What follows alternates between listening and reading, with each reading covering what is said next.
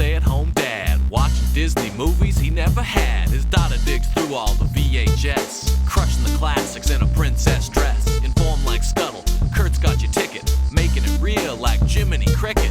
Most are off the Captain Hook, but if the Tweedledum, he'll be taking more shots than Bambi's mom. Leaves him raised like Simba, or cracked like the beach dishes. He'll show you a whole new world, you won't need pre-wishes. Stay-at-home Disney dad.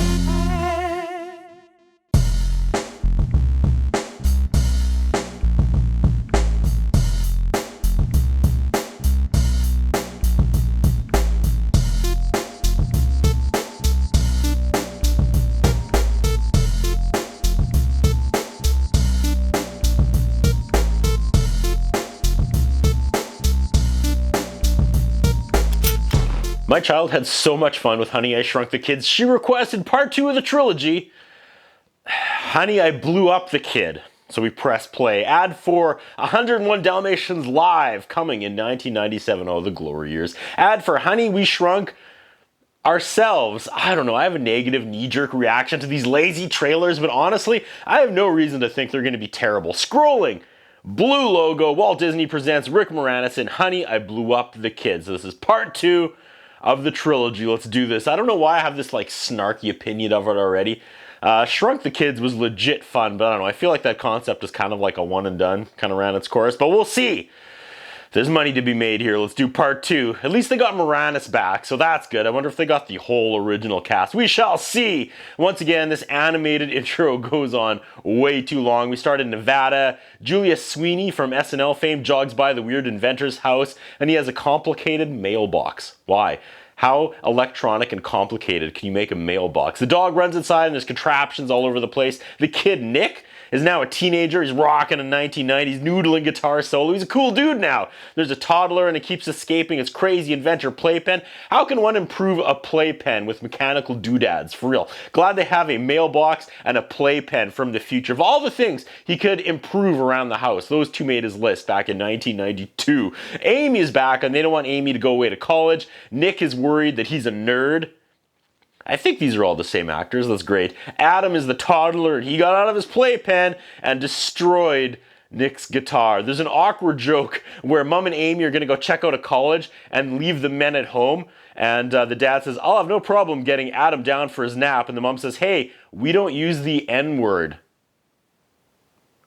There's a big science get-together thing, and Moranis is late, so they start without him. Dr. Henderson is not a fan of Rick Moranis. He wants to replace Rick Moranis and duplicate Rick Moranis' shrink ray technology, but he can't figure it out, and he's pretty pissy about it. Okay, they tease Nick being interested in some girl, and we cut to his job as a lifeguard, and we're treated to some pretty girl going down a water slide in a bikini in slow motion. Oh, the early 90s.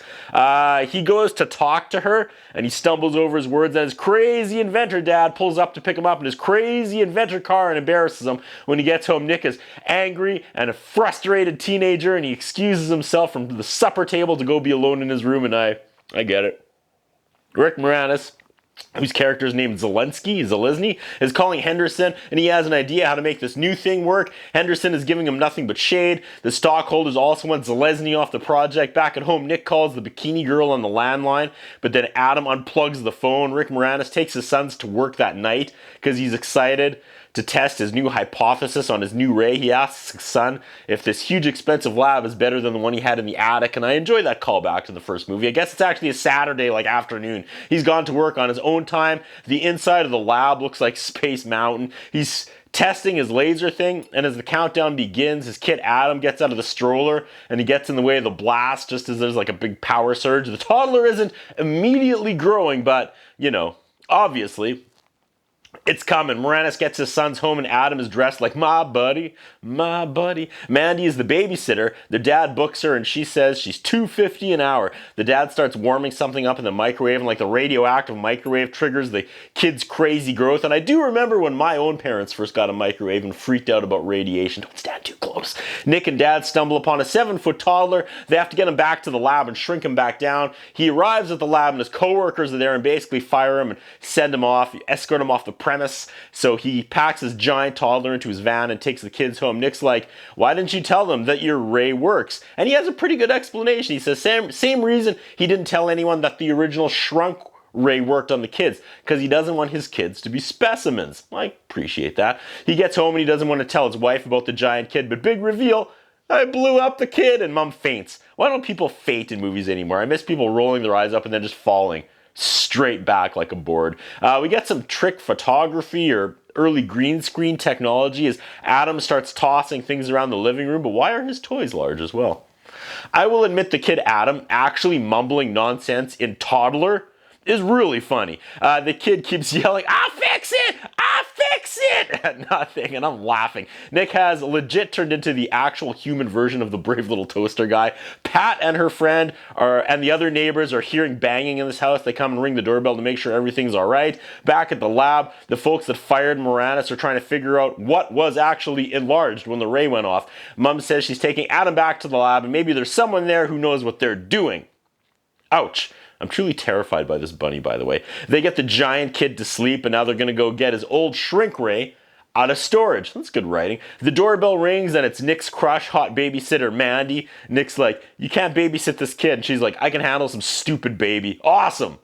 Go, Mandy. The door opens, and now Mandy faints. So, what happens when a young woman faints?